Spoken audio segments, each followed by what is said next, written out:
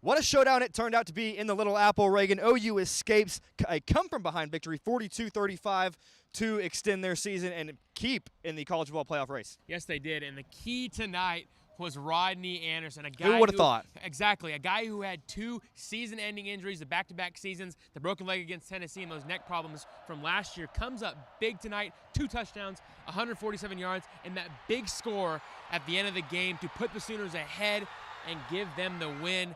I mean, what a great story. Baker Mayfield was just very excited. I mean, he's a guy that works so hard, and for him to come out and play the way he did, he's got off to kind of a slow start this season, not done too much. Trey Sermon has kind of, carried the load for the Sooners, for the running backs. The true freshman. freshman. Rodney Anderson, I mean, he had a day. He was really doing it all, and, he capped it off with that big score at the end of the game. Baker Mayfield had another good day, but on the defensive side of the ball, Reagan, OU started out pretty slow, gave up, 21 points just, right off the bat. Exactly. Turned it around in the second half. Exactly. What did you think about that? Gave up 256 yards on the ground in the first half, and then went to the locker room and gave up 12 rushing yards in the second half. What a Talk about turnaround. turning things around.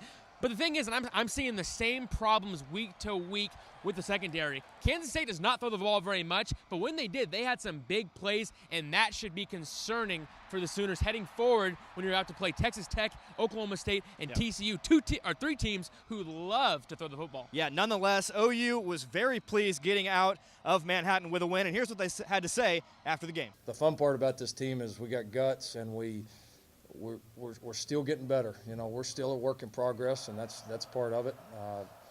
You see spurts of how good that we can be, and we're going to continue to push like hell to get it, to the point where we can play our best more often. We knew this was going to be a tough game, a tough environment.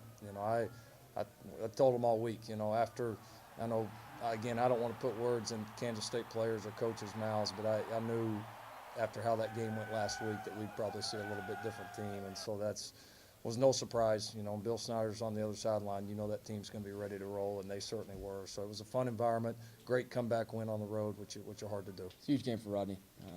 Just so proud for him, proud of him, and happy for him.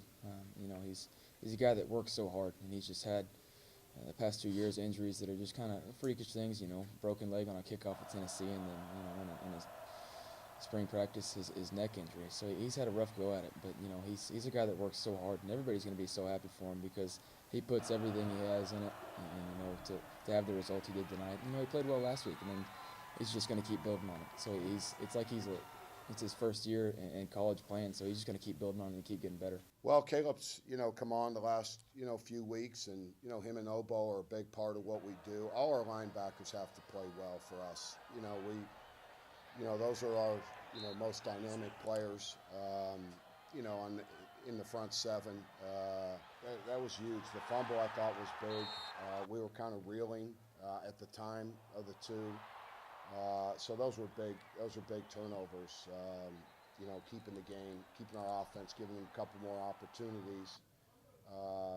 To get. So those are always big. OU heads back home next week to take on Texas Tech. Reagan, today they got beat by Iowa State, a team that beat OU. So I think Iowa State's on the uprise. This is the tough test for the Sooners next week against Texas Tech, a team who likes to throw the ball a lot, and that's what the Sooners are going to see next week.